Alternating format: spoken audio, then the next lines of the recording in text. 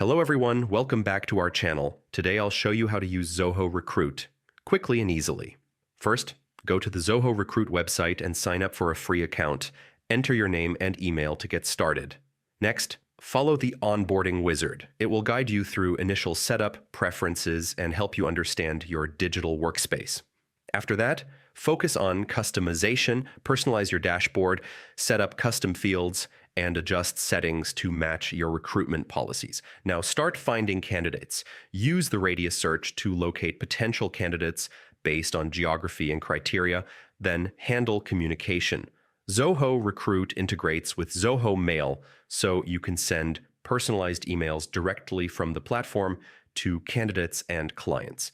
Next, post jobs across job boards and social media. Make your postings clear, detailed, and engaging to attract the best talent. Finally, manage resumes efficiently. Use Zoho Recruit's tools to standardize formats and automate resume parsing, saving time and improving candidate assessments.